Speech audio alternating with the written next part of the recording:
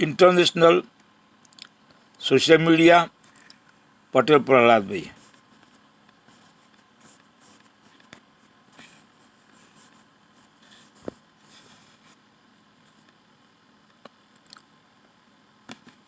ज्योतिष की प्यारी प्यारी बातों का हर बार की तरह मैं कह दूं कि मेरा ज्योतिष में यकीन है, इसलिए मैं ये प्रोग्राम करता हूं।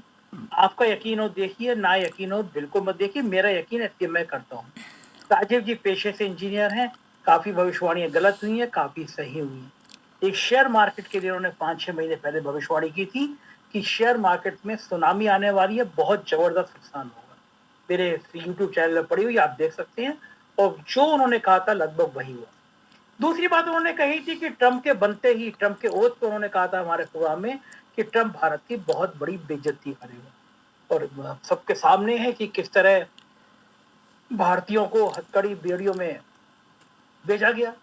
सोशल मीडिया पर लोग पूछ रहे हैं कि हमारे प्रधानमंत्री इतना भी नहीं कर सकते थे अमेरिका के आगे प्रतिरोध दर्ज करते, विरोध दर्ज करते। लोग ये भी पूछ रहे हैं कि हमारे प्रधानमंत्री जी एलन मस्क के बच्चों को खिलाने गए थे, उनके संग फोटो डाल रहे हैं। एक बार भी अमेरिका से कह नहीं पाए। अमेरिका दादागिरी की तरह कह रहा है कि तेल तुम रूस से नहीं हमसे खरीदोगे, मेरे टैक्स लगा दिए। बहुत रोचक बातचीत है, और उन्होंने ग्रहों के आधार पर समझाया है इस वीडियो में राजीव जी ने कि कौन सा ग्रह ऐसा है जिसके कारण ये सब हो रहा है। अच्छी बातचीत है, आप सुनेंगे तो अच्छा लगेगा। चैनल को सब्सक्राइब करिए, ज्वाइन करिए। चलते हैं राजीव नारायण जी के पास। 4PM न्यूज नेटवर्क में स्वागत है राजीव जी आपका। पॉलिटिकल आपकी भविष्यवाणियां भली इधर उधर हो जाए, लेकिन कोई भविष्यवाणियां तो ऐसी होती हैं जिस पे आदमी अमल कर लेता। मैं भी अगर अमल कर लेता तो मैं बहुत बड़े नुकसान से बच जाता। आपने लगभग 5-6 महीने पहले कहा कि जो ग्रह है, मैं ग्रह तो भूल गया कौन सा ट्रांजिशन में आपने बताया था। आपने कहा था ये ट्रांजिशन में हो रहा है और ये शेयर मार्केट में बड़ा भूचाल लाएगा। तब शेयर मार्केट सटपट सटपट दौड़े आ रहा था। हमने भी जितने पैसे वैसे बचा के रखे थे वो सारे पैसे लगा दिए कि अब तो बहुत सारा फायदा होगा शेयर मार्केट में। बड़े बड़े अच्छे शेयर लिए हमने, बैंकों के शेयर लिए। अब बैंकों के शेयर 18% 20% नीचे आ गए। यानी मैंने जितना पैसा लगाया था वो उसका 25-30% नीचे आ चुका हूँ मैं आज की तारीख। तो मुझे आज सुबह से आपकी याद आ रही थी कि अगर मैंने राजीव जी की बात मान ली होती, 6 महीने पहले आपने जो कहा था कि ये ग्रह ट्रांजिट कर रहा है और शेयर मार्केट पे इसका असर पड़ेगा, अगर मैंने तब मान लिया होता कि राजीव जी सही कह रहे हैं, मेरा मन तो किया मानने को कि आपकी बातें अधिकांश सही होती है। मेरी जिंदगी में तो जो जो आपने मुझे लेके बताया वो अधिकांश सही हुआ है। तो लेकिन फिर मैं समय थोड़ा लालच कर गया, ईमानदारी की बात तो ये, मुझे लगा कि अब तो शेयर मार्केट दौड़ रहा है, तो पैसा भी 30-25-30% बढ़ेगा, बढ़िया बढ़िया कपड़े सिलवाऊंगा और बढ़िया बढ़िया घूमने जाऊंगा। तो थोड़ा सा लालच आ गया मुझे और पता चला कि धड़ाम हो गया। मुझे 2 बातें आपसे आज पूछनी है। पहले तो आपको ये पता कैसे चल गया था कि शेयर मार्केट लोचा करने वाला है, धड़ाम होने वाला है? आपका कुछ कनेक्शन वेक्शन तो नहीं है बड़े बड़े उद्योगपतियों से? पहली बात। दूसरी बात, भारत की बैंड बच गई है। इतना ज्यादा विदेशी निवेशकों ने पैसा कभी नहीं निकाला जितना इस समय भगदड़ मची हुई है। तो ये जो स्टार्स हैं आपके, जो ग्रह हैं, ये क्या बता रहे हैं कि शेयर मार्केट में ये भूचाल बना रहेगा, और बना रहेगा तो फिर भारतीय अर्थव्यवस्था, आप पढ़े लिखे इंजीनियर हैं, आप बहुत अच्छी तरह जानते हैं, इकोनॉमिक्स को भी पढ़ते बहुत हैं यहाँ पे लिए। तो अगर यही हाल बना रहा तो फिर भारत का अर्थ बिल्कुल जीरो हो जाएगा। क्या होगा, कहाँ रुकेगा ये भूचाल?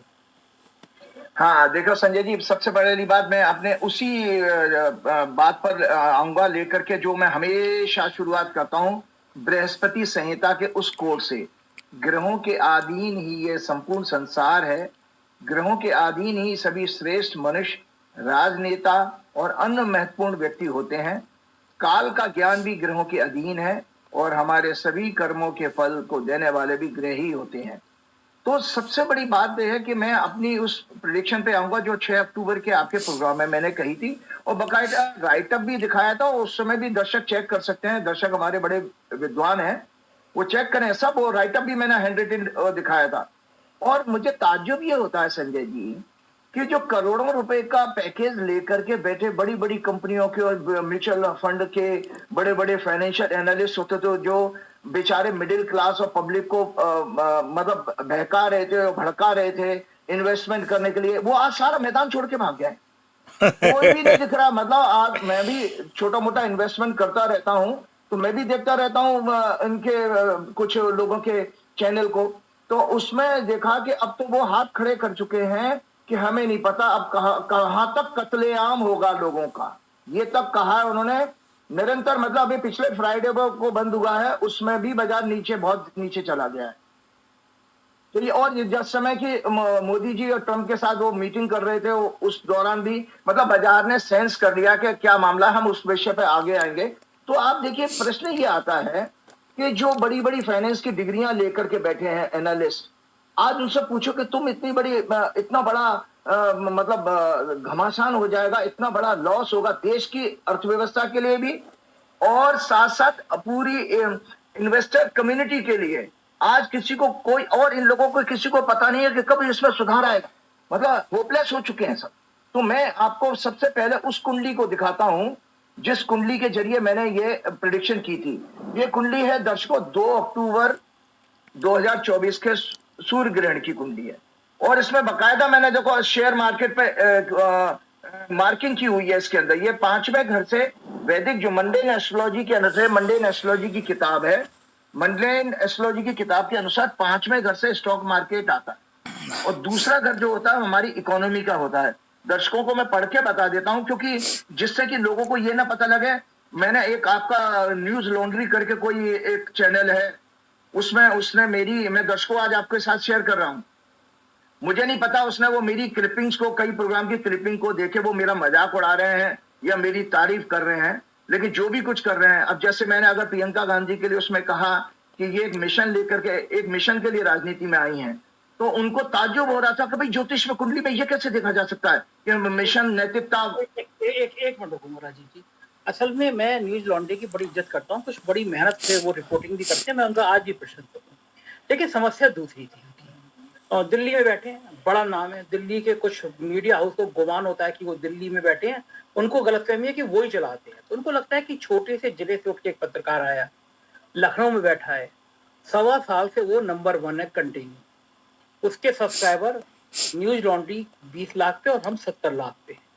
तो उनके अंदर कहीं ना कहीं, शायद मुझे लगा, मैंने साइकोलॉजिकल पढ़ने की कोशिश की, समस्या क्या है इनको, तो लगा कि इनके ये बेचारे 20 लाख पे उठे हैं और हम 70 लाख पे, तो फिर दूसरे पत्रकारों की मजाक उड़ाते हैं। दूसरा, आप न्यूज लॉन्ड्री के यूट्यूब के वीडियो पे जाएंगे तो मैंने देखा, जब उन्होंने हम लोगों के ऊपर प्रोग्राम बनाया, मैंने देखा तो उनके व्यू, किसी भी वीडियो के व्यू आ रहे थे 2000, 4000, 6000। फिर उन्होंने मेरा फोटो लगाया, 4 PM लिखा और कुछ कहानियां लिखी केजरीवाल के इंटरव्यू को लेके, वो वीडियो चला गया 3 लाख। तो जैसे ही 3 लाख गया तो उन्होंने मेरा फोटो हटा दिया, फिर थंबनेल चेंज कर दिया। ये नैतिकता है पर मीडिया हाउस की, कि पहले माल बेचो अपना, मेरा फोटो लगा के, और जब 3 लाख पहुंच जाएगा, माल बिक गया तो मेरा फोटो हटा दो, फिर केवल 4 PM लिख दो। फिर जब उनको पहली बार लग गया कि अरे यार, हमारे वीडियो तो चलते थे 5000, 10,000, 4 PM का नाम लिखा, संजय शर्मा का नाम लिखा, ये वीडियो चला गया 3 लाख, तो एक और वीडियो बना दो। उन्होंने फिर एक और वीडियो बना दिया, वो भी चल गया।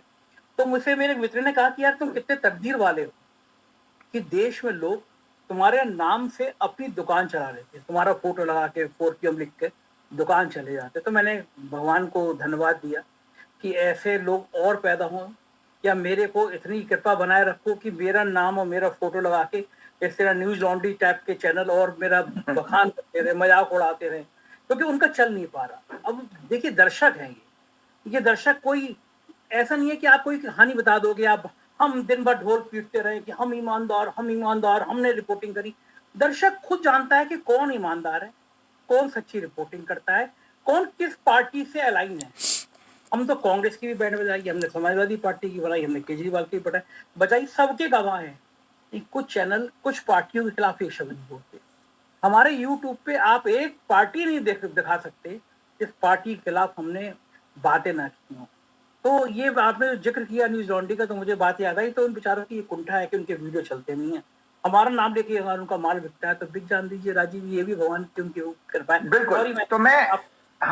तो मैं इसलिए बता रहा हूं, और कभी कभी मैं देखता हूं कि कुछ वीडियो पर, किस जगह पर यूट्यूब पर कोई मार्केटिंग कर रहा था कि सिर्फ 2 घंटे में ज्योतिष सीखिए, तो मुझे हंसी आती। मैंने 20 साल लगाए, मैंने अपने जिंदगी के वो 20 साल, जब मेरे बच्चे छोटे थे, मेरी बच्चियां पढ़ने जाती थी, और मैंने वीकेंड में फरीदाबाद से दिल्ली पढ़ने के लिए जाता था, सैटरडे संडे क्लासेस होती थी। मैं एक सेकंड और रुकूंगा, सॉरी। मैं दर्शकों को यह भी बता देना चाहता हूँ कि झोला छाप नहीं है राजीव जी, बेहद प्रतिष्ठित संस्थान से इंजीनियर हैं, फर्राटेदार अंग्रेजी बोलते हैं, देश के बड़े बड़े ब्यूरोक्रेट अब से नहीं, ना जाने कब से राजीव जी को जानते हैं। बड़े बड़े राजनेता राजीव जी को जानते हैं। देश के मुख्य चुनाव आयोग जो विदा हो रहे हैं वो राजीव जी को जानते हैं। तमाम नौकरशाह जानते हैं। तो ऐसा नहीं है कि कोई बैठकर पत्रकारिता का ज्ञान दे रहा हो कि राजीव जी क्या है। राजीव जी ने इंजीनियरिंग खत्म करने के बाद इतने साल लगाए हैं अध्यात्म को समझने के लिए, ज्योतिष को समझने के लिए। दूसरी बात, राजीव जी, मैं अपने दर्शकों को बता देता हूँ, मैं उन पोगापंथियों में भी नहीं हूँ जो, मैं तो अपने प्रोग्राम शुरू होने से कहता हूँ कि भाई मुझे ज्योतिष में यकीन। मेरे को 2007 से जो बातें मेरी जन्मपत्री में बताई है लगभग होती हैं, तो मैं मानता हूँ ज्योतिष को। मैं कहता हूँ भाई जिसको ज्योतिष में रुचि हो। तो लोग कहते हैं ज्योतिष कुछ नहीं होता। सुप्रीम कोर्ट तक में मामला गया। सुप्रीम कोर्ट ने कहा कि ज्योतिष एक विधा है। देश के विश्वविद्यालयों में, ऐसा नहीं है कि भारतीय जनता पार्टी आ गई हो तब से ज्योतिष पढ़ाया जाने लगा हो। कांग्रेस के शासन काल से देश के विश्वविद्यालयों में ज्योतिष एक शास्त्र हुआ है। खगोल शास्त्र से ग्रह नक्षत्र देखे गए हैं। ज्योतिष एक विधा है। तो दर्शकों, मैं आज राजीव जी को 2 बार टोक चुका, अब नहीं टोकूंगा। राजीव जी, अब करिए अपनी बात। हाँ, क्योंकि आपने जो कहा वास्तव में खगोल शास्त्र, जिसको अंग्रेजी में एस्ट्रोनॉमी कहते हैं, वो खगोल शास्त्र ज्योतिष का ही विषय है। क्योंकि जो कुंडली बनाई जाती है उसमें जो गणना की जाती है वो एस्ट्रोनॉमी का पार्ट है। तो मैं अपने विषय पे आता हूँ, मैं दर्शकों को ये दिखाता हूँ कि दर्शकों मैं पढ़ के बता रहा हूँ, ये नहीं कि, और इन जब जो इसके सिग्निफिकेंस है, जिसको हिंदी में कारकत्व कहते हैं, कि एक कुंडली के भाव, जिसको घर कहते हैं आम भाषा में, उस घर के सिग्निफिकेंस क्या होते हैं और ग्रहों के सिग्निफिकेंस क्या है। मैंने आपके पिछले 2 प्रोग्राम में बीमारियां डिस्कस की थी, मतलब कब्ज की बीमारी और शुगर की बीमारी पिछले लास्ट 2 प्रोग्राम में की थी, और उसके मैंने कुंडली बकायदा बता करके दिखाया। तो मैं दर्शकों आपको बता देता हूं कि दूसरे घर में क्या देखा जाता है। इसके अनुसार जब हम मंडेन एस्ट्रोलॉजी की बात कर रहे हैं तो ध्यान से सुनिएगा। Financial condition of the nation, मैंने किसी देश की अर्थव्यवस्था, पैसे की हालत, revenues of the state, national exchequer and national wealth and purchasing power of the nation, economy of the nation, capacity to invest in stocks and bonds, national debt and currency, general gain और loss, financial transaction, banks and national treasury, resources of the nation, its capacity to raise funds and buy armaments in time of emergency, national trade or commerce, exports and imports, purchasing power of the people and their prosperity. तो ये मैं आपको पढ़ के बता रहा हूं कि ये दूसरे घर से देखा जाता है। अब भारत की कुंडली में भी आता हूं, और इसके साथ साथ आपको पता 5वें घर से क्या देखा जाता है।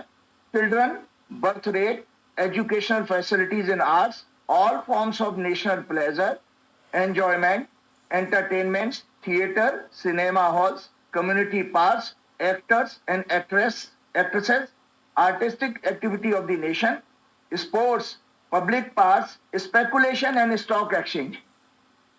तो ये 5वें घर से देखा जाता है। तो जो दर्शकों मैंने अभी ग्रहण की कुंडली दिखाई थी, अब देखिए उसमें पांचवें घर में पाप ग्रहों की धमा चौकड़ी है। मतलब जो ग्रहण पड़ा था वो 5वें घर में पड़ा था, जो मैंने पुस्तक से आपको बता दिया, पढ़ के सुना दिया। और इसमें आपको बताया दूसरे घर में मंगल है, तो दूसरा घर भी अभी आपको बताया कि दूसरा घर फाइनेंस का होता है, और दूसरे घर में मंगल की चौथी दृष्टि होती है जो शेयर बाजार को देख रहा है। तो क्लियरली आप बताइए कि सीधा सीधा कनेक्शन आ रहा है, जो मैं 6 अक्टूबर को वार्निंग दे रहा था। और जो एफआईज ने संजय जी 27 सितंबर से जो माल बेचना शुरू किया है और अब तक रुके नहीं। हम तो पहले ये सोचते थे कि नए साल में आके उनके जोश आएगा, और मोदी जी ने इतने राज्य जो फर्जी तरीके से कैसे उन्होंने जीत लिए हैं चुनाव आयोग की मदद से, वो सब अपना डिबेट का क्वेश्चन अलग डिबेटेबल है।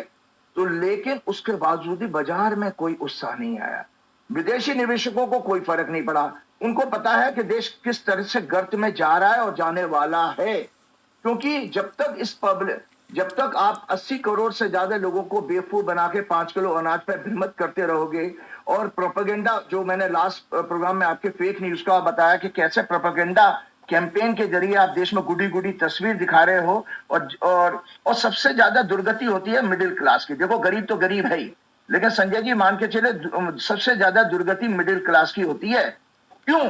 क्योंकि मिडिल क्लास की एक हालत वो होती है, जैसे हमने पौराणिक कहानी है ना कि विश्वामित्र ने किसी को सशरीर मतलब शरीर के साथ राजा को स्वर्ग में भेजने का कमिटमेंट ले लिया था, तो उधर से वो लटक गए, तो इसीलिए त्रिशंकु नाम पड़ा था कि ना वो ऊपर मिडिल क्लास हमेशा ऊपर पैसे, बड़े पैसे वाले की तरफ देखता है, और नीचे वाले को भी इग्नोर करता है, उससे हे दृष्टि रखता है कि वैसा बनना नहीं चाहता, तो बीच में फंसा हुआ रहता है।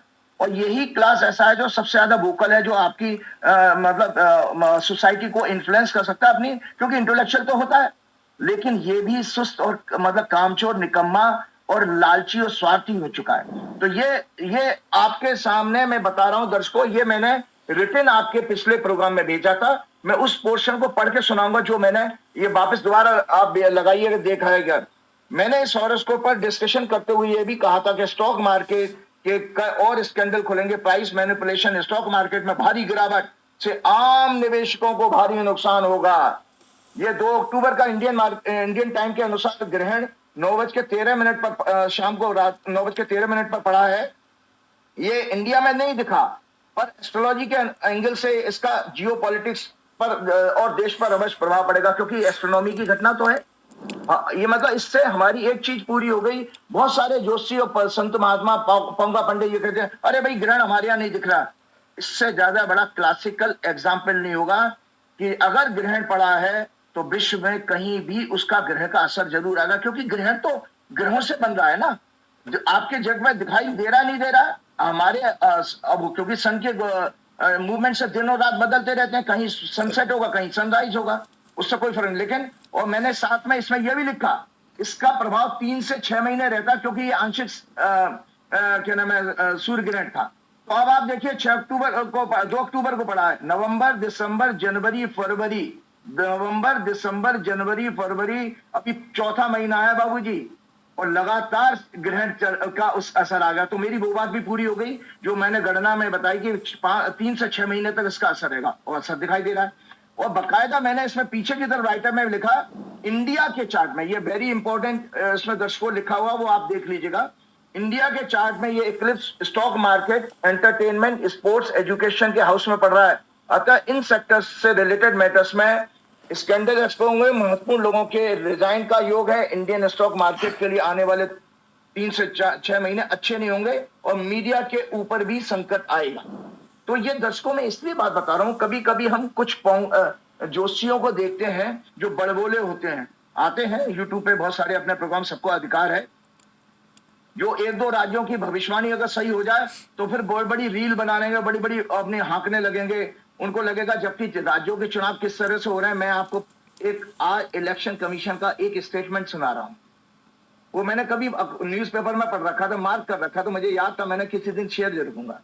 तो उसमें राजीव कुमार जी इलेक्शन कमिश्नर ये कहते हैं, उस टाइम्स ऑफ इंडिया का वो न्यूज था कि हम क्या करें, हमें एक राज्य में इलेक्शन कंडक्ट कराने के लिए राज्य के प्रशासन को ही मदद लेनी पड़ती है।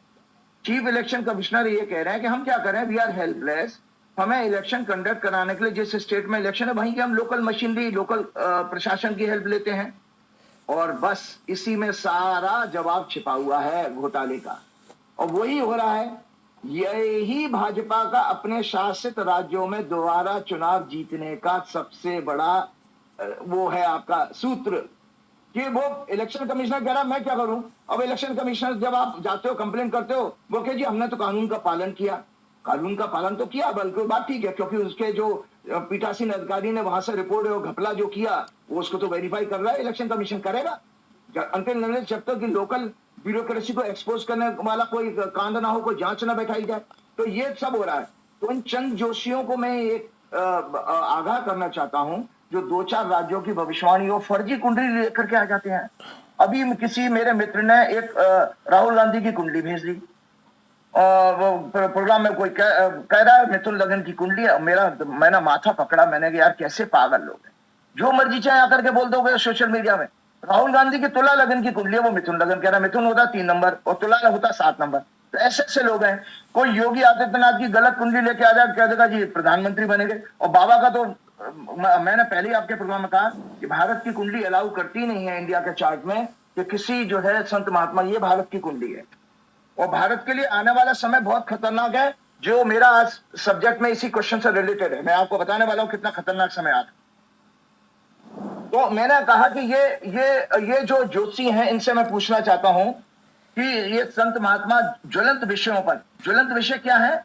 अर्थव्यवस्था, लॉ एंड ऑर्डर, शिक्षा, रोजगार, महामारी, महंगाई, देश की विदेश नीति, देश की साख आदि ऐसे विषयों पर क्यों नहीं बोल पाते हैं? आपकी ज्योतिष जहां पे बंद हो जाती है। आप राज्यों की भविष्यवाणी करने जानते हो, आप व्यक्ति की कुंडली उल्टी सीधी बने, इसका मतलब आप ज्योतिषी नहीं हो। आप एक एजेंडा लेकर के आए थे, आपको कुछ व्यूज चाहिए थे, आपको अपना थोड़ा सा अर्निंग चाहिए, वो आ गए। लेकिन मेरा पैशन जो है विद्या के साथ है। मैं आपको बिलीव नहीं करेंगे, मैं ज्योतिष के लिए लड़ सकता हूं किसी भी फोरम पर। मैं साइंटिस्टों से भिड़ गया हूं टीवी चैनल्स पर। क्यों? मैं पढ़ा लिखा हूं। मैंने कहा भैया तुम जो साइंस पढ़ के आए वो तो पहले से मैं पढ़ के आया हूं, मैं भी तो साइंस बैकग्राउंड का हूं, इसलिए मेरे को काउंटर नहीं कर पाते।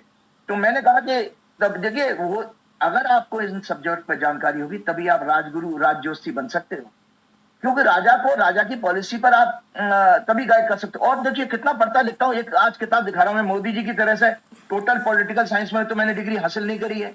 ये देखिए, ये राजनीति शास्त्र के मूल सिद्धांत, ये 1900 कितनी किताब की खस्ता हालत हो चुकी है, 1994 की बुक है ये। क्योंकि मेरे परिवार में कई प्रोफेसर हैं, बल्कि डिग्री कॉलेज के प्रोफेसर भी हुए जो पॉलिटिकल साइंस के सब्जेक्ट से संबंध रखते थे। तो मुझे पढ़ने का बहुत शौक है। तो मैं आज आपको बताना चाह रहा हूं कि इन ज्योतिषियों को ये जानना चाहिए। इसलिए मैं कह रहा हूं कि समाज इससे, देखिए समाज को कहीं से तो ज्ञान आएगा।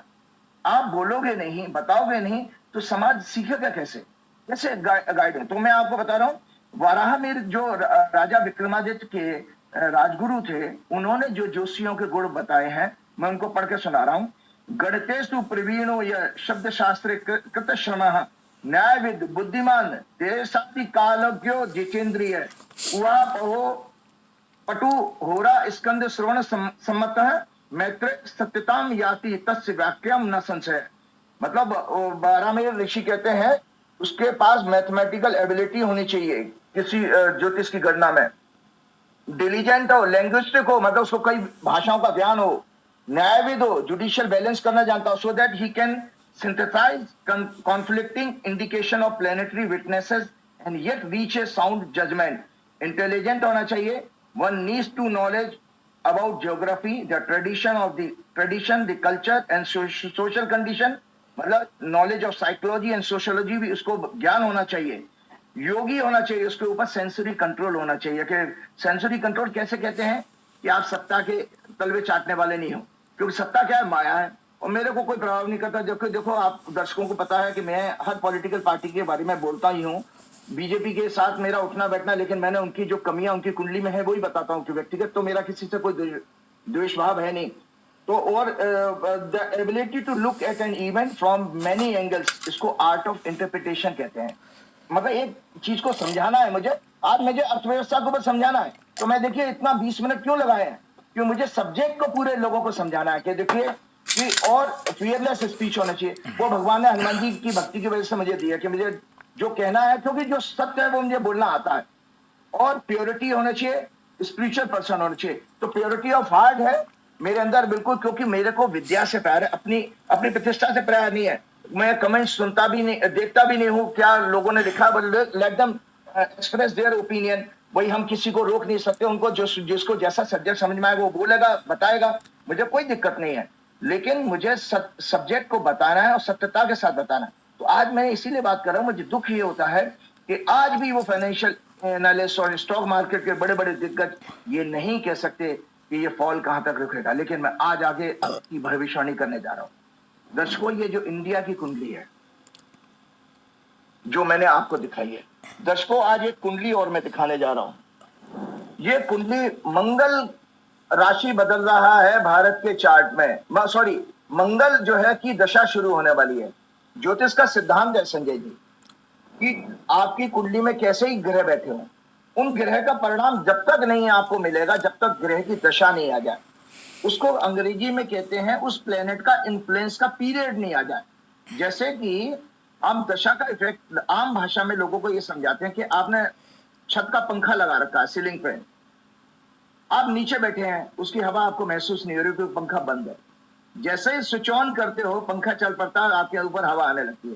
तो उसको ये मान के चलिए वो ग्रह की दशा जब आई तो स्विच ऑन हो गया, तो अब उसकी ग्रह की एनर्जी आपको मिलेगी। तो भारतवर्ष की कुंडली में आज आपको बताऊं, ट्रांजिट में भी मंगल जिस जगह पर है, जो मैंने अभी कुंडली दिखाई थी आपको, मंगल उसी जगह पर वापस आ गया है। जन्म की कुंडली में मंगल उसी समय गोचर में चल रहा है। संकेत बता रहा हूं, मंगल इस समय गोचर में, दर्शक चेक कर सकते हैं, मिथुन राशि में है, और भारत की कुंडली में भी जन्म का मंगल मिथुन राशि में। इसका अर्थ क्या हुआ? मिथुन का मंगल, और मिथुन में सबसे कम अष्टक बिंदु है, 23 बिंदु है केवल, यहाँ पर सबसे कम बिंदु है भारत की कुंडली में, अष्टक वर्ग के बिंदु हैं, जिससे हम प्रिडिक्शन मतलब फलादेश की मतलब ग्रेविटी बता सकते हैं। तो संजय जी, जो मिथुन के मंगल ने तांडव कोहराम अभी मचा रखा है शेयर बाजार में, 6 सितंबर 2025 को, दर्शक डेट नोट याद करके ना, 6 सितंबर 2025 को इस मंगल का 7 बरस का पीरियड शुरू होने जा रहा है। और मैंने आपके पिछले 2 प्रोग्राम में कहा था कि चंद्रमा की 10 साल की दशा 2015 से शुरू हुई थी, 2025 के 5 सितंबर 2025 तक रहेगी। और इस चंद्रमा की दशा में जो भी कुछ हमने देखा, मोदी जी का उदय हुआ, अरविंद केजरीवाल आए, 2015 के बाद के सीक्वेंस को देखते चले जाइए, और भावनात्मक मुद्दे हावी हो गए, जिसमें रियल मुद्दे पीछे चले गए। आप कुछ भी देश में चल रहा हो, कुछ भी अर्थव्यवस्था हो, बेरोजगारी हो, महंगाई हो, एक जरा सा कोई झुंझुना पकड़ा दीजिए, दर्शक मतलब ऑडियंस मतलब पब्लिक हो, उसी को बजाने लगती है कि मोदी जी ने अगर 12 लाख की इनकम टैक्स की मतलब बेनिफिट दे दिया, मतलब नो टैक्स का, तो दर्शक जनता उसी में खुश हो गई, वोट दे दिया उसने।